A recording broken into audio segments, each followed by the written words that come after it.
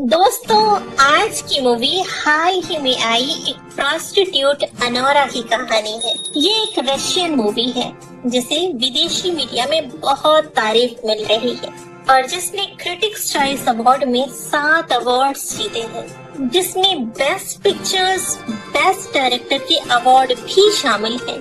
तो आप समझ ही सकते हैं कि ये कितनी अमेजिंग मूवी होगी। ये मूवी देखकर आप अंदर से फट पड़ेंगे। इस मूवी में हालांकि भयंकर एडल्ट सीन्स हैं, इसलिए शुरुआत में ऐसा लगता है कि मूवी के नाम पे कचरा बना है, लेकिन जब मूवी रफ्तार पकड़ती है तो इंटेंस होती चली जाती है और बस चीर कर रख देती है।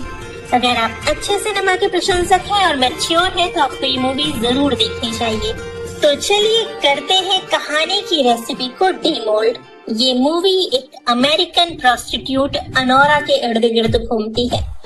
कहानी जब शुरू होती है तो हम स्क्रीन पर एक क्लब के अंदर का सीन देखते हैं, जहाँ है नशे का धुआं, मादक म्यूजिक, शराब और पूरा क्लब भरा है। लोग झूम रहे हैं। इनको देखकर लगता है इनके लिए नशा ही सुकून है, बाकी सब झूठ है। यहाँ बहुत भीड़ है। ऐसा लगता है सारी दुनिया भागकर झिलमिलाती रोशनी की बारिश में भीगकर किसी भीड़ में मिल जाना चाहती है। तभी हम इस फिल्म के मुख्य किरदार को देखते हैं जो प्रोस्टिट्यूट अनोरा है। अनोरा की क्लब में बहुत डिमांड है। उसके क्लब में कई दोस्त हैं जो उसकी ही तरह प्रोस्टिट्यूशन का काम करती हैं और अक्सर अपने अपने अनुभव एक दूसरे को बताती हैं। कभी हंसती है और कभी अपना दर्द बांटती है। एक दिन अनोरा की दोस्त लुलू कहती है, एनी तुम्हें पता है आज एक आदमी मिला और उसने मुझे पता है क्या कहा?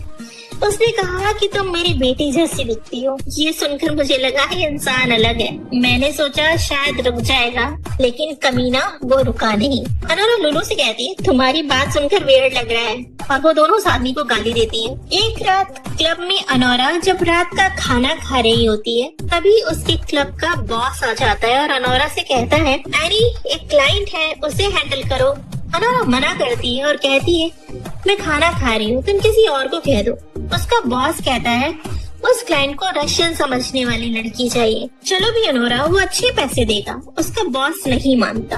अनोरा उस क्लाइंट से मिलने के लिए मान जाती है। जब वो जाती है तो वो क्लाइंट एक लड़का होता है। अनोरा उससे मिलती है और अपना इंट्रोडक्शन देती है और कहती है, हेलो मेरा नाम एनी है। वो लड़का कहता है, हाय मेरा नाम इवान है, पर तुम मुझे वान्या बुला सकती हो। अनोरा उसके साथ रशियन में बात करती है तो इवान पूछता है, तुम तो अमेरिका में रहती हो, रशियन कहाँ से सीखी? अनोरा कहती है, मेरी दादी रशियन थी, उन्हें कभी इंग्लिश बोलनी नहीं आई।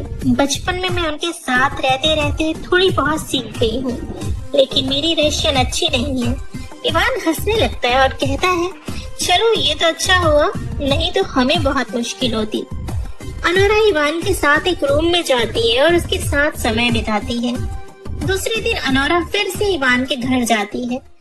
इवान दरवाजा खोलता है। उसका घर बहुत आलीशान था। अनोरा को खिड़की के बाहर का व्यू बहुत अच्छा लगता है। वो कई मिनट तक उसी ओर देखती रहती है। इवान अनोरा को अपने पास बुला लेता है और बात करने लगता है। अनोरा इवान से पूछती है, तुम कितने साल के हो?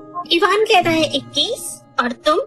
अनोरा कहती है, 23। इवान अनोरा को थोड़ा सा अच्छा लगता है। वो उसके साथ पूरी रात रहती है और सुबह जब अचानक उसकी नींद खुलती है, वो इवान से कहती है, उठो मैं लेट हो गई हूँ। इवान कहता है, रुको एनी, कहाँ जा रही? मत जाओ, रुकने का चार्ज लगेगा। अच्छा सुनो एनी, तुम कल न्यू ईयर की पार्टी में आ रही हो? बोलो, तुम्हें सच में अच्छा लगेगा। कल हम सब पार्टी करेंगे, बहुत मजा आएगा। अनोरा कहती है, कल न्यू ईयर है और मुझे बुलाने के लिए ज्यादा पैसे लगेंगे। इवान कहता है, ओके। दूसरे दिन अनोरा अपनी सहेली लुलू के साथ इवान के घर जाती है। जब वो वहाँ पहुँचती है, दोनों वहाँ की चमक दमक देखकर आकर्षित हो जाती हैं। अनोरा लुलू से कहती है, लुलू मैंने इतनी महंगी पार्टी नहीं देखी। लुलू कहती है, मी टू। दोनों हंसने लगती हैं। इवान की दोस्तों ने धमाल मचा रखा था। अनोरा और लुलू को बहुत मजा आता है। अनोरा को इवान अच्छा लगने लगा है। दोनों खूब घूमते हैं, खूब पार्टी करते हैं और नशा करते हैं। इवान अनोरा को अपने सभी दोस्तों से मिलवाता है और उनसे कहता है, एनी मेरी गर्लफ्रेंड है। और फिर पार्टियों का दौर शुरू होता है, सुबह शाम दिन रात। Party party. अनोरा महसूस करती है इवान फन लविंग है। धीरे धीरे एक हफ्ता बीत जाता है। अनोरा इवान से कहती है हफ्ता बीत गया, पता ही नहीं चला, काश मैं और दिन तुम्हारे साथ रह पाती। इवान कहता है हाँ, लेकिन मुझे रशिया जाना होगा क्योंकि मैंने अपने पापा से वादा किया है कि मैं उनकी कंपनी में काम करूंगा। अनोरा इवान से कहती है ये थोड़ा सुनने में वियर्ड लगेगा, लेकिन मैं तुम्हें मिस करूंगी। इवान कहता है तुम मुझे मिस करोगी या मेरे पैसों को? अनोरा कहती है ऑफ कोर्स पैसों को ही करूंगी। दोनों हंसने लगते हैं। इवान अनोरा से कहता है ऐसा हो अगर मैं एक अमेरिकन से शादी कर लूं और फिर मुझे वापस ही ना जाना पड़े, मैं तुमसे शादी कर लूं और अमेरिकन बन जाऊं। अनोरा हंसने लगती है तुमने नशा ज्यादा कर लिया है। इवान कहता है बोलो नैनी, मैं सीरियस हूँ, क्या तुम मुझसे शादी करोगी? अनोरा कहती है इवान तुम क्या कह रहे हो, क्या सच में तुम मुझसे शादी करना चाहते हो? मैं 3 कैरेट की डायमंड रिंग लूंगी, अब बोलो। इवान कहता है 4 कैरेट, 5 कैरेट, अब बोलो करोगी शादी? इवान जो अनोरा को शादी के लिए प्रपोज करता है, अनोरा कुछ सोचती है और फिर हाँ कर देती है। या शायद उसके मन में ये ख्याल आया है कि शायद इवान उसे सच में प्यार करता है। दूसरे दिन ही इवान अनोरा को लॉस वेगस ले जाता है और उससे शादी कर लेता है। इवान उसके लिए डायमंड की वेडिंग रिंग खरीदता है और उसकी उंगली में रिंग पहनाता है। अनोरा को अपनी वेडिंग रिंग बहुत पसंद आती है। दोनों खुशी से स्ट्रीट पर घूमते हैं और अपनी शादी सेलिब्रेट करते हैं। अनोरा और इवान बहुत खुश हैं। इवान हर राह चलते आदमी से कहता है मैं अमेरिकन बन गया हूँ क्योंकि मैंने इस खूबसूरत लड़की से शादी की है। अनोरा इवान की एक्साइटमेंट को देखकर हंसने लगती है। उसे इवान का पागलपन भरा प्यार अच्छा लग रहा था। अनोरा दूसरे दिन क्लब पहुँचती है तो अपने बॉस से कहती है कि मैंने इवान से शादी कर ली है। उसका बॉस कहता है कांग्रेचुलेशन हनी। उसकी दोस्त लुलू भी बहुत खुश होती है, लेकिन लुलू अनोरा से कहती है तुम इवान के बारे में सब कुछ तो जानती हो ना? अनोरा कहती है हाँ थोड़ा थोड़ा जानती हूँ। तुमको पता है इवान मुझे हनीमून पर डिज्नीलैंड ले जा रहा है। लेकिन अनोरा और लुलू के साथ काम करने वाली प्रोस्टिट्यूट डायमंड जो उसी क्लब में काम करती है वो आ जाती है। वो अनोरा को बिल्कुल पसंद नहीं करती क्योंकि अनोरा उसके कस्टमर हथिया लेती थी। वो अनोरा से कहती है शादी सच में? प्रोस्टिट्यूट से कौन शादी करता है? और तुम्हारी शादी कितने हफ्ते चलेगी? हाँ या कितने दिन? अनोरा कहती है तुम बस जेलस हो स्वीटी, मैं जा रही हूँ मजे करने और तुम जलो। इवान और अनोरा खूब महंगी जगहों पर शॉपिंग करते हैं, महंगी ड्रेसेस खरीदते हैं वो लोग। शायद अनोरा की जिंदगी का सबसे हसीन पल है। उसकी जिंदगी में कोई कमी नहीं। दूसरी तरफ हम न्यूयॉर्क की एक चर्च में टॉरस नाम के आदमी को देखते हैं जो एक बच्ची के नामकरण सेरेमनी में अपने फैमिली और अपने गेस्ट के साथ प्रे कर रहा है। तभी इवान के पेरेंट्स फोन करके टॉरस से कहते हैं क्या उसने किसी प्रोस्टिट्यूट से शादी कर ली है? टॉरस जवाब देता है ऐसा नहीं हो सकता क्योंकि वो 2 हफ्ते पहले ही घूमने गए, यह सब र्यूमर होगा। इवान के फादर कहते हैं वो सब मुझे नहीं पता, अगर र्यूमर है तो सेटल करो और मुझे अभी के अभी सारे अपडेट्स दो।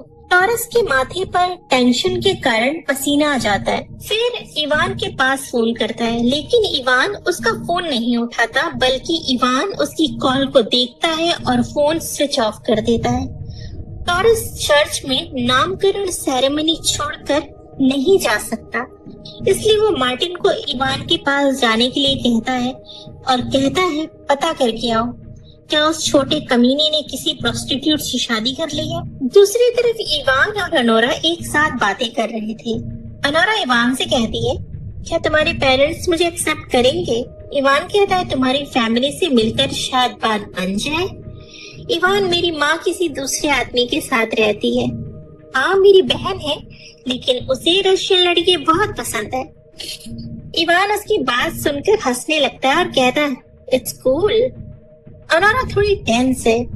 अनोरा इवान से बात करना चाहती है लेकिन इवान बिल्कुल भी सीरियस नहीं है। इवान ऑनलाइन वीडियो गेम खेल रहा है, उसे मजा आ रहा है। कुछ देर में हम देखते हैं मार्टिन और उसका एक साथी इवान के घर पहुंचते हैं। इवान के दरवाजे के बाहर खड़े हैं। जैसे ही वो बेल बजाते हैं इवान उनको देखता है और तुरंत ही उनको बाहर जाने के लिए कहता है और दरवाजा नहीं खोलता। अनोरा कहती है क्या बात है, कौन है ये लोग? इवान कहता है ये मेरे फादर के बंदर हैं। इवान उनको दरवाजे से ही भगा देना चाहता है, लेकिन वो लोग जबरदस्ती अंदर घुस जाते हैं। इवान को बौखलाया हुआ देखकर अनोरा बुरी तरीके से डर जाती है और उससे पूछती है, इवान मैं 911 पर कॉल करूं? इवान कहता है नहीं, ये मेरे डैड के लोग हैं अनोरा। और मार्टिन इवान से कहता है, इवान मुझे अपनी शादी के पेपर्स दिखाओ। वो मार्टिन को लेकर शादी के पेपर्स दिखाने के लिए ऊपर कमरे में जाता है। मार्टिन मैरिज लाइसेंस की फोटो क्लिक करता है और उनको टॉरस के पास भेज देता है। नीचे मार्टिन का साथी अनोरा के पास बैठा होता है और वो अनोरा को अपना इंट्रोडक्शन देते हुए कहता है, हेलो मेरा नाम इगोर है। अनोरा कहती है कि मेरा नाम एनी है और इगोर को अपनी वेडिंग रिंग दिखाते हुए कहती है, और मैं इवान की वाइफ हूँ। इगोर अनोरा को कांग्रेचुलेट करता है।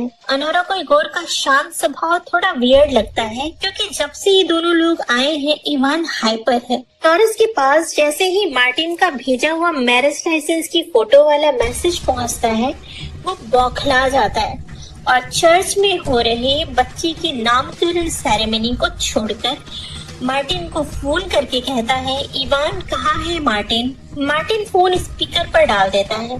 टॉरस इवान से कहता है, तुम उस प्रोस्टिट्यूट को तलाक दोगे।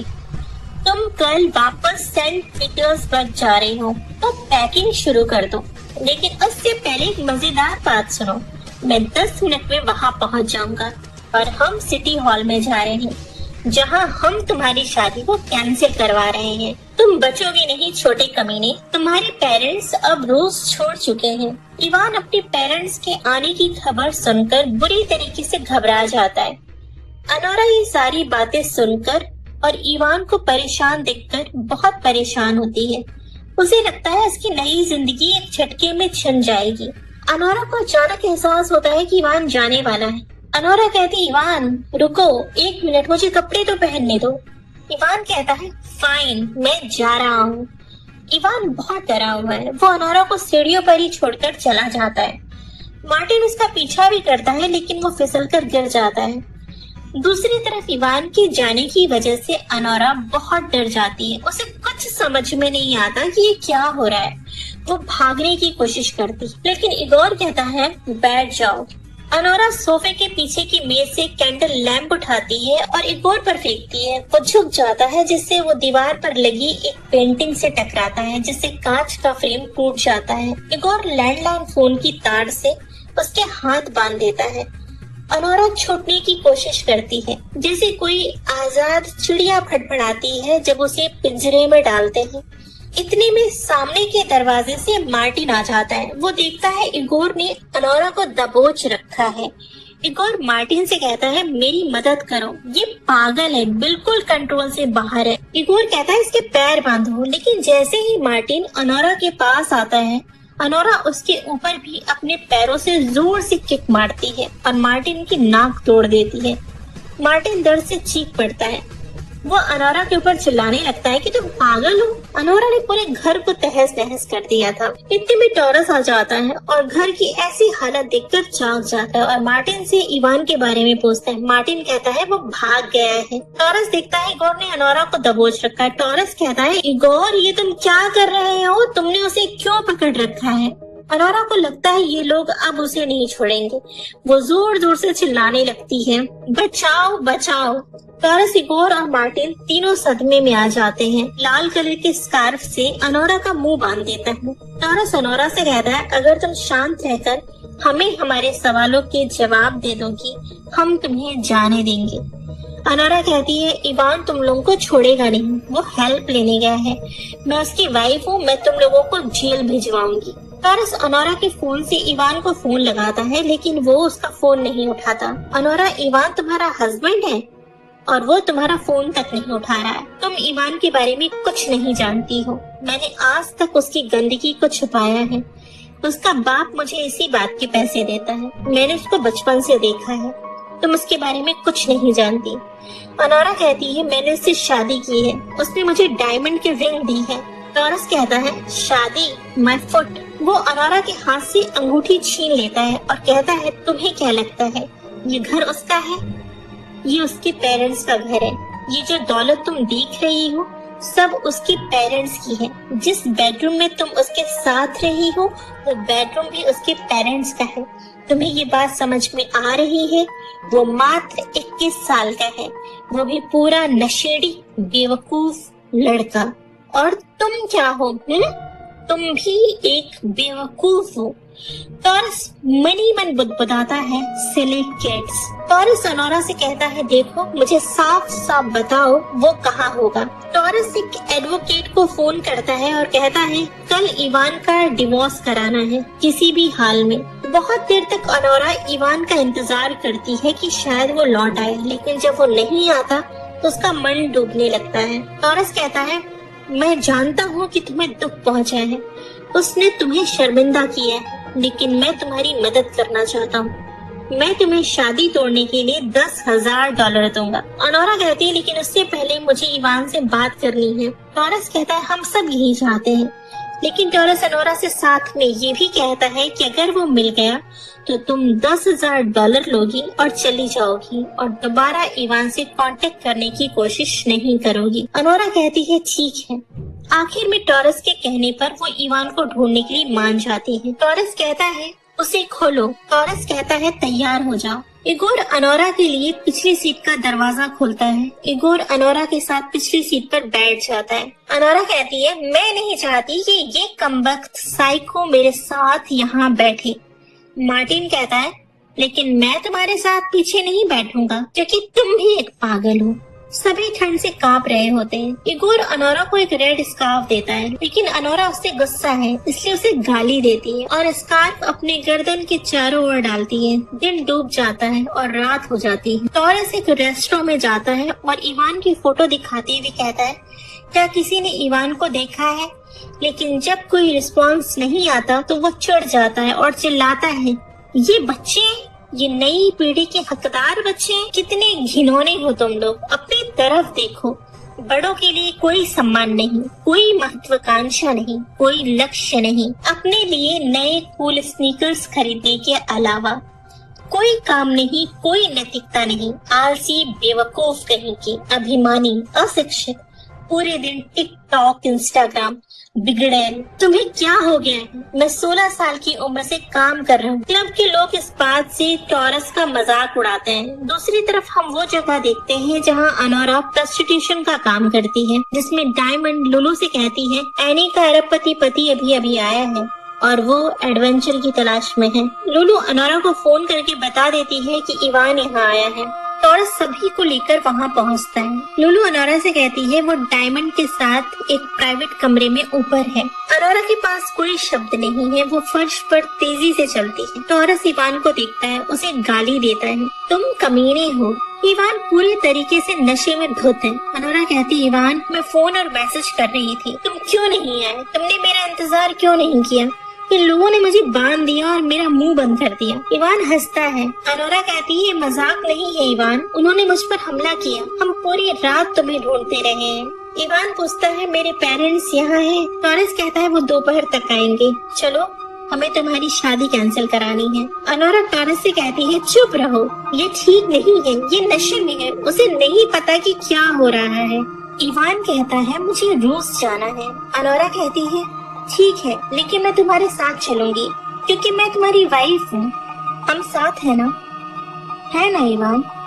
इवान कहता है, नहीं है।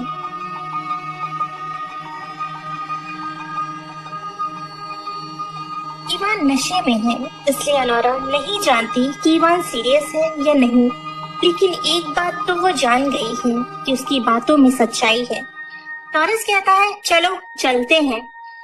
टॉरस अनोरा से कहता है, सौदा था कि तुमको $10,000 मिलेंगे और तुम चली जाओगी। टॉरस सबको लेकर कोर्ट पहुंचता है और सभी वकील माइकल शॉर्नोव से मिलते हैं। कोर्ट के अंदर जज मैरिज लाइसेंस देखता है। अनोरा जज से कहती है, मेरे हस्बैंड हमारी शादी कैंसिल करने के फेवर में नहीं है, हमने वेगस में लीगली शादी की है। शॉर्नोव टॉरस से कहता है, वेगस में शादी हुई है? टॉरस, तुमने मुझे ये नहीं बताया, मैं इसे यहाँ कैंसिल नहीं करवा सकता। टॉरस शॉर्नोव की बात सुनकर कहता है, मैं बहुत परेशान हूँ, मैं बहुत बहुत परेशान हूँ। इवान के पेरेंट्स 2 घंटे में लैंड कर रहे हैं। मुझे लगता है कि मुझे दिल का दौरा पड़ने वाला है। तभी हम इवान के पेरेंट्स को देखते हैं। वो अपने प्राइवेट प्लेन से आए थे। टॉरस इवान के पेरेंट्स निकोलाई और उसकी माँ गैलिना के पास जाता है। गैलिना पूछती है इवान कहाँ है? टॉरस कहता है अंदर है। टॉरस निकोलाई से कहता है शादी कैंसिल नहीं हो पाई क्योंकि उन्होंने शादी वेगस में की है।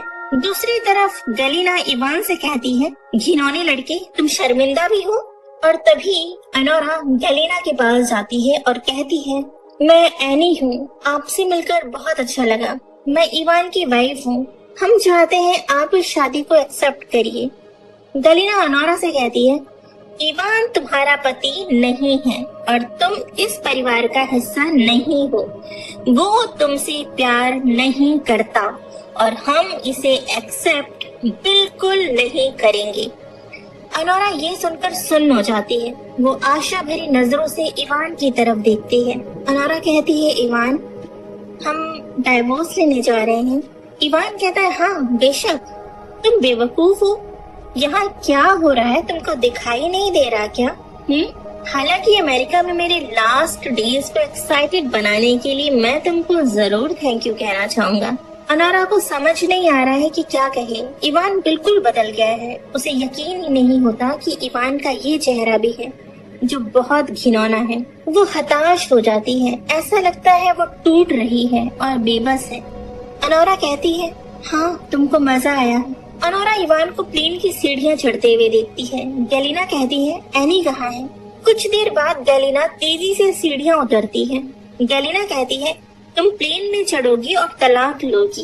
अनोरा थोड़ी सी गुस्से में होती है और कहती है ओह जरूर, मैं तलाक ले लूंगी, लेकिन मैं एक वकील लाऊंगी। इवान और तुम्हारे परिवार पर केस करूंगी और आधी रकम लेकर चली जाऊंगी। गैलिना कहती है ऐसा करके तुम सब कुछ खो दोगी, तुम्हारे पास जो भी है पैसा। हालांकि मुझे डाउट है कि तुम्हारे पास कुछ है भी। तुम्हारे पास घर है, कार है, सब चला जाएगा। मैं तुम्हारी लाइफ बर्बाद कर दूंगी। चाहो तो तुम ट्राई कर सकती हो, तो आगे बढ़ो और करके देख लो, देखो क्या होता है। अनोरा परेशान होती है। उसे कुछ नहीं सोचता। वो चुपचाप प्लेन में जाकर बैठ जाती है और इवान की बातें सुन लेती है। इवान अपने डैड से कहता है सॉरी डैड, वो एक हफ्ते के लिए मेरी स्कॉट थी और मैंने शराब पीकर शादी कर ली। अनोरा इस बात को सुनती है और सहन नहीं कर पाती। वो अंदर से उबल रही थी। वो कहती है तुम जैसे नीच इंसान से मुझे तलाक लेकर खुशी होगी। इगोर उसे अपने पास सोफे पर बैठा लेता है और उसे शांत कराने की कोशिश करता है। वो सभी लोग वेगस पहुंचते हैं और रैपिड डाइवोर्स सेंटर जाते हैं। इवान को जब पेपर्स दिए जाते हैं वो साइन करने से पहले एक बार भी नहीं सोचता। अनोरा भारी कदमों से आगे बढ़ती है। उसका चेहरा बुझ जाता है लेकिन वो साइन कर देती है। इगोर डाइवोर्स के बाद बीच में बोलता है इवान को अनोरा से माफी मांगनी चाहिए और आप सभी को। गैलिना कहती है मेरा बेटा किसी से माफी नहीं मांगेगा। अनोरा गैलिना से कहती है वो मांगेगा भी कैसे, तुम्हारा बेटा डरपोक है। गैलिना कहती है तुम एक घिनौनी वैश्या हो।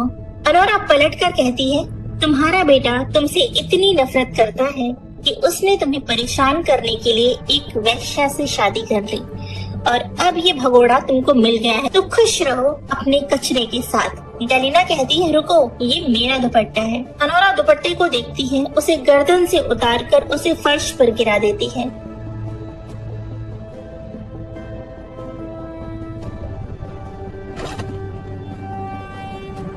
टॉरस इगोर को चाबी बैंक कार्ड थमा देता है और अनोरा को देखता है और कहता है इगोर तुम्हें वापस इवान के घर ले जाएगा। तुम अपना सामान ले लेना। तुम आज रात वहाँ पर रह सकती हो लेकिन तुम्हें सुबह जाना होगा। बैंक खुलने पर इगोर को और तुमको पैसे मिल जाएंगे। इगोर अनोरा को लेकर इवान के घर पहुँचता है। अनोरा बाथरूम में जाती है और सबसे पहले नहाती है। उसके बाद वो नीचे आ जाती है और बैठ जाती है। इगोर उसके बगल में सोफे पर बैठा था। इगोर कहता है हैप्पी बर्थडे टू मी, मैं 30 साल का हो गया। अनोरा कहती है ओहो, तो आज तुम्हारा बर्थडे है, हैप्पी बर्थडे। इगोर अनोरा से कहता है मुझे अनोरा नाम ज्यादा पसंद है, एनी से भी ज्यादा। तुम्हें पता है इगोर का मतलब योद्धा है। यह एक अच्छा नाम है। अनोरा कहती है इगोर का मतलब कमबख्त, इडियट। इगोर जानता है अनोरा उससे नाराज है। इगोर अनोरा से पूछता है तुम्हारे नाम का क्या मतलब है? अनोरा कहती है अमेरिका में नामों के अर्थ से फर्क नहीं पड़ता। इवान का परिवार घटिया है। अनोरा कहती है क्या मैंने तुम्हारी राय पूछी? इगोर अनोरा से कहता है ठीक है, मैं तो बस सपोर्ट करने की कोशिश कर रहा था। अनोरा अच्छा, तुमने मुझ पर हमला किया, मुझे बांध दिया, मेरा मुंह बंद कर दिया। तुम पागल हो, तुमने मेरा किडनैप किया। अगर मार्टिन न होता तो तुम मेरे साथ जबरदस्ती करते। इगोर कहता है मैंने तुम पर हमला नहीं किया, मैं बस तुम्हें शांत कराना चाहता था और तुमको नुकसान और चोट से बचाना चाहता था। मैं तुम्हारे साथ जबरदस्ती नहीं करता। और क्यों करता? अनोरा कहती है तुम मुझे बचा रहे थे। हाँ, तुमने मेरे साथ जबरदस्ती की होती, गारंटी है, इसमें कोई शक नहीं, क्योंकि तुम्हारी आंखें शारीरिक शोषण करने वाली जैसी है। और तुम कह रहे हो तुम मेरे साथ जबरदस्ती नहीं करते। इगोर कहता है मैं तुम्हारे साथ जबरदस्ती नहीं करता। अनोरा कहती है क्यों नहीं करते? इगोर कहता है क्योंकि मैं शारीरिक शोषण करने वाला नहीं हूँ। उसके बाद अनोरा कुछ नहीं कहती। अनोरा सीढ़ियों की ओर मुड़ती है और बेडरूम में चली जाती है। अगली सुबह अनोरा खिड़की के बाहर देखती है। ये वही खिड़की है जब वो पहली बार इवान के घर आई थी। वो कुछ देर ऐसे ही खिड़की के बाहर देखती है। अनोरा पैकिंग करती है अपने कपड़े, फोटो फ्रेम। अनोरा और इगोर इवान के मेंशन से बाहर निकलते हैं। इसके बाद इगोर अनोरा को उसके घर ले जाता है और गाड़ी बाहर खड़ी कर देता है। गाड़ी के बाहर बर्फ तेजी से गिर रही है। इगोर अपने जेब से अनोरा की वेडिंग रिंग निकालता है और अनोरा को दे देता है। इगोर अनोरा से कहता है टॉरस को मत बताना। अनोरा रिंग ले लेती है। इगोर कार से बाहर निकलता है और अनोरा के सामान को पकड़ता है और पोर्च तक ले आता है। वो देखता है अनोरा कार से बाहर नहीं निकली है। इगोर वापस कार के अंदर जाता है। अनोरा पूछती है ये कार तुम्हारी है? इगोर कहता है ये मेरी दादी की है, तुम्हें पसंद है? अनोरा कहती है नहीं। अनोरा कार के अंदर ही वो इगोर को लगातार घुड़ते हुए देखती है। उसकी आंखें देखती है। शायद वो सोचती है सबको शरीर चाहिए, किसी को फर्क नहीं पड़ता कि मैं इंसान हूँ, मैं तो बस प्रोस्टिट्यूट हूँ। उसकी आंखें थोड़ी सी भीगी सी हैं। वो इगोर की ओर बढ़ती है, उसके ऊपर चढ़ जाती है, सीट को पीछे धकेलती है। इगोर पूछता है तुम क्या कर रही हो? इगोर थोड़ा रोकता भी है लेकिन फिर शांत हो जाता है। अनोरा उसके ऊपर बैठ जाती है। कुछ देर बाद ऐसा लगता है उसने अब तक जो बर्दाश्त किया है उसने उसको तोड़ दिया है। अचानक अनोरा इगोर को मारना शुरू कर देती है। इगोर अनोरा के दर्द को महसूस कर पा रहा है। वो जानता है वो ट्रॉमा से गुजर रही है। अनोरा किसी निर्दोष बच्चे की तरह इगोर के सीने से लग जाती है, लगातार रोती है।